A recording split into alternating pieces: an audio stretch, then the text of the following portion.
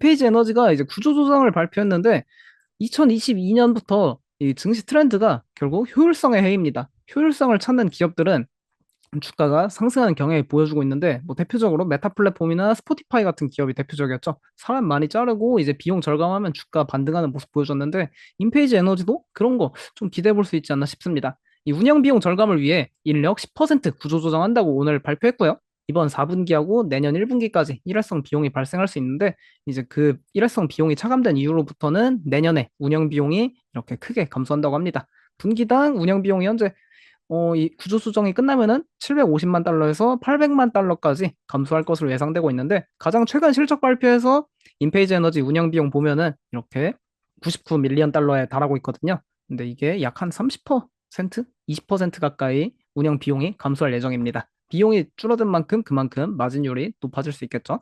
인페이지 에너지 올해 이렇게 YTD 기준 마이너스 53% 주가 하락했는데 이게 워낙 금리에 민감한 사업이다 보니까 최근에 약간 이제 금리 인하 기대감이 커지면서 주가 반등하고 있거든요. 이런 것도 올해는 이렇게 안 좋았지만 내년에 또 금리 인하가 얼마나 되냐에 따라 이게 또 엄청 강한 기업으로 나올 수도 있어서 개인적으로는 친환경 에너지 솔직히 2023년에는 상당히 부정적으로 봤는데 24년에는 이 주가도 많이 하락했고 금리도 이제 전환되다 보니까 조금 이 관점을 바꿔서 긍정적으로 보는 게 좋지 않을까 그런 관점입니다. 이제 파이퍼 샌들러에서 태양광 그 패널 업체죠, 지붕. 썬런에 대해 투자 의견 중립에서 비중 확대로 상향 조정하고 목표 주가를 15달러에서 31달러로 거의 더블로 상향 조정했습니다. 상승률 72% 나타나고 있는데 논지가 뭐냐면은 이런 재생에너지 프로젝트는 이 프로젝트 파이낸싱에 의존하기 때문에 금리와 신용 스프레드 변화에 매우 민감하다고 합니다. 현재 이제 금리가 점점 낮아지고 있는 모습이죠. 10년물 금리가. 그리고 내년에 또 금리 인하 기대감이 있고요. 그러다 보니까 이제 자본 비용 감소를 이유로 목표 주가 상향을 한다고 합니다. 그래서 아까 인페이지 에너지처럼 올해는 분명 친환경 에너지 사업이 힘들었지만 내년에는 결국 장기적 방향성은 이 친환경 에너지 사업이 좀 그래도 화석 에너지보단 좋으니까 내년에는 좀 친환경 에너지가 화석 에너지보다 긍정적인 퍼포먼스 보여주지 않을까 기대할 수 있겠고요.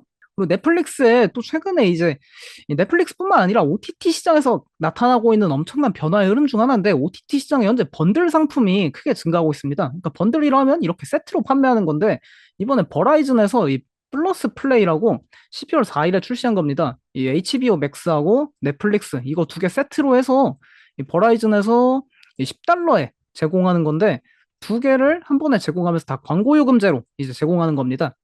그러니까 그러면 이제 넷플릭스 입장에서는 뭐 구독 요금제는 쌓았지만 결국 광고 요금제 이 시청자를 계속 확보하는 거 아닙니까? 그래서 광고 요금제 이제 광고 매출 성장 기대감이 상당히 뜨거운 상황이고요. 네, 다음은 근데 상대적으로 지금 지수가 오르다 보니까 여기 보시면은 실제 이제 거의 20배에 다다랐죠. 포워드 가이던스가 계속 올라와서 20배 먹기 때문에 이제는 이제 밸류에이션에서 더 이렇게 받기에는 좀 부담이 되는 상황입니다. 이거를 더 주기에도 좀 부담이 되는 거죠. 그러면은 실제 지난번에도 말했지만 일단 뭐 실적이 결국 더 올라오는 그런 가이던스가 좀 더 있거나 추정치가 올라와서 어느 정도 이걸 이제 인정을 해줘야 되는데 아직은 그런 것까지 나오진 않는데 이게 어디까지 밸류에이션을 줄까? 뭐 여기서가 고점이라고 할 수는 없어요. 이게 뭐 간다고 해도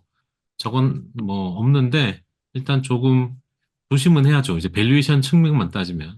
야덴이는 24년에 이제 계속 불리시하게 남아있을 수 있는 12가지 이유라고 해서 내놨더라고요. 금리가 이제 back to normal, 정상으로 회귀한다, 돌아온다.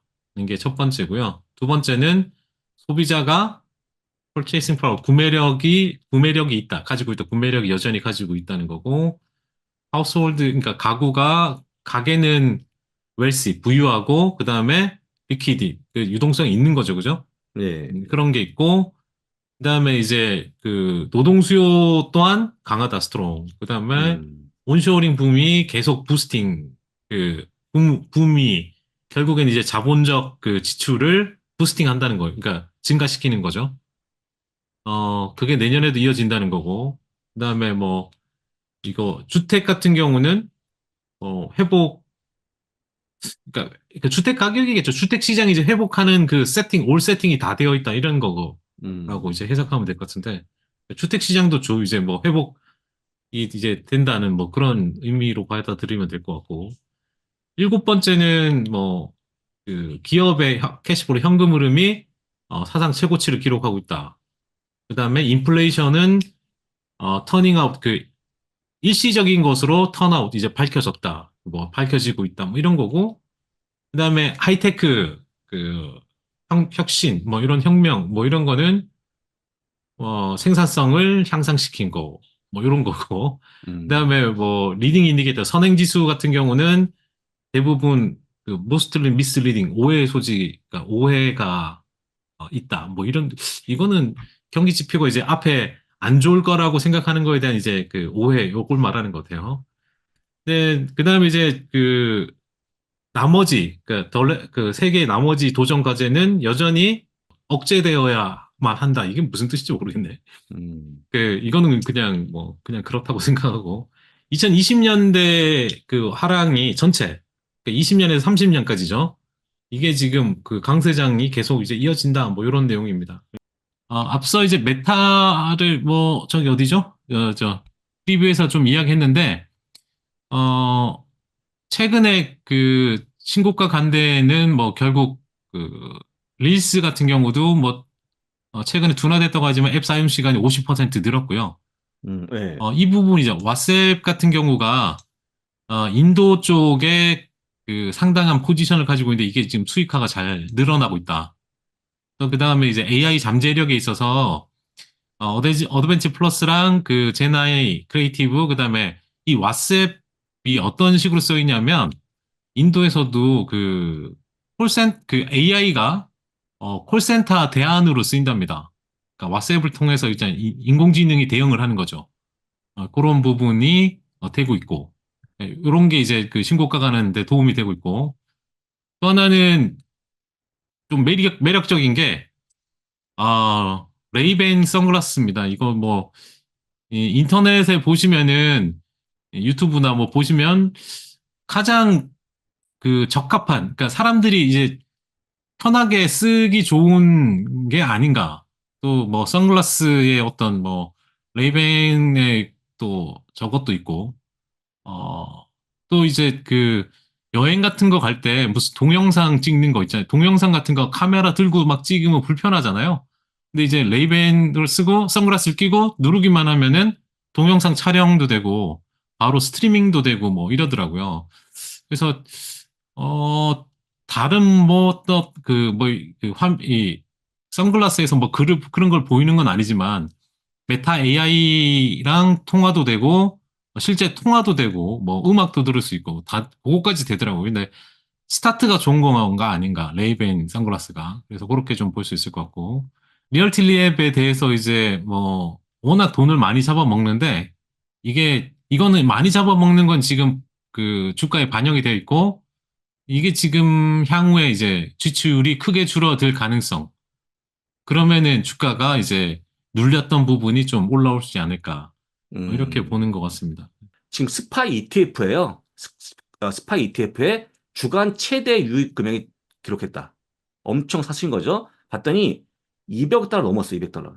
200한 40억 달러 매수했거든요. 엄청 많이 매수한 거. 일주 동안이니까 한 주 동안에 매수한 게 드문 케이스이기 때문에 많이 매수한 게 아닌가 싶고 딱 보시면 아시겠지만 앞서 이 정도 매수한 적이 없습니다. 그러니까 뭐냐면 아까 말씀하신 포머의 적극적인 매수가 아니었나 싶다는 거죠. 그러니까 포머들이 지금 딱히 개별 종목 하기 부담스러우니까 스파 ETF 들어온 게 아닌가 싶고 이제 시작인 것 같아요. 계속 매수하지 않을까 싶으니까 이것도 시장 상승에 기여하는 게 아닌가 볼 수 있을 것 같고요.